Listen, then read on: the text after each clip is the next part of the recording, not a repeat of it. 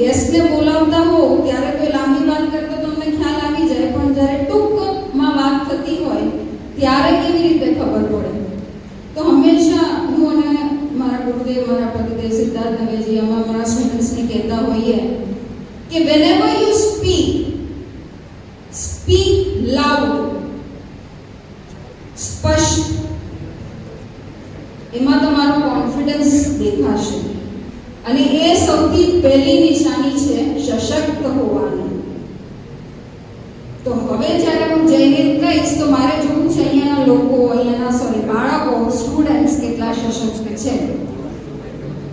જય હિન્દ. આજનો પહેલો લેસન, આઈ ઓલવેઝ બિલીવ, હું હંમેશા એ માન્યતાની વ્યક્તિ છું અને સ્ટુડન્ટ્સ માટે ખાસ કરીને કે હું સાંભળું તો જલ્દી ભૂલી જઈશ, હું લખું તો થોડું મને વધારે યાદ રહેશે, પણ હું કરીશ તો મને લાંબા સમય સુધી યાદ રહેશે. બરોબર છે? You agree with me? ફરી સશક્ત નથી રહ્યા? તો જેટલો જોશ અને ઉત્સાહ મને અહીંયા જ્યારે અમે એન્ટર થયા અને ગુડ મોર્નિંગ સર આવ્યો તો એ જોશ તમારા માટે હોવું છે, so that you are confident in your life. અને કેમ કે આ વાત નીકળી છે તો મને મારી એક સ્ટુડન્ટની યાદ આવી, Shikha Pandey. She is currently pursuing her third year in Vanita Vishram college.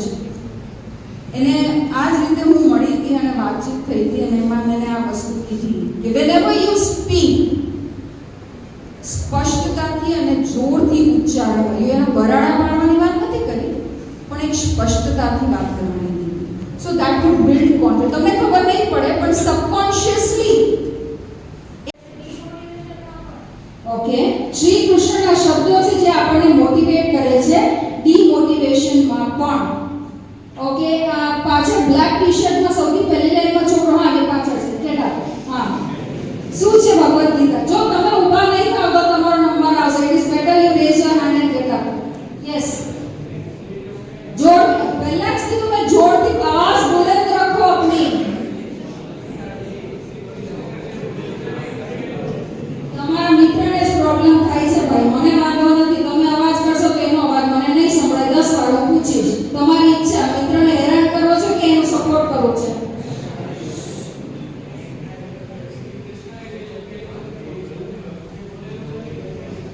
જે શ્રી કૃષ્ણની વાણી એ ભગવદ ગીતા. Anyone else? ભગવદ ગીતા એ પ્રશ્નોત્તરી છે.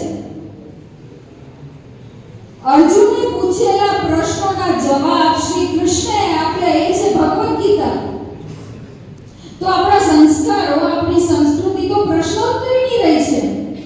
જો અર્જુને ભગવાન શ્રી કૃષ્ણને પ્રશ્ન જ ન પૂછ્યો હોત, તમારા જેમ રહીને કે હું કેમ પૂછું, જો એ શરમાઈ ગયો હોત કે બી ગયો હોત કે હું સાક્ષાત શ્રી કૃષ્ણને પ્રશ્ન કઈ રીતે પૂછું, તો શું આપણને ભગવદ ગીતા મળી હોત?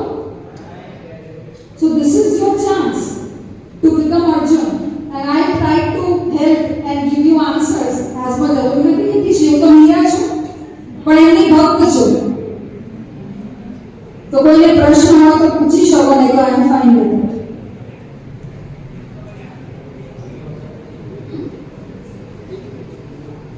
આને કહેવાય મિસિંગ ધી ઓપોર્ચ્યુનિટી. પછી હવે તમે કરતા રહો સશક્તિકરણ. કોઈ તમને સશક્તિકરણ નહીં કરી શકે જો તમે પોતે ઓપોર્ચ્યુનિટી હાથમાં નહીં લો. તો આમાં ગુજરાતીમાં બહુ મોટી એક કહાવત છે, તકો મળશે. તકો એટલે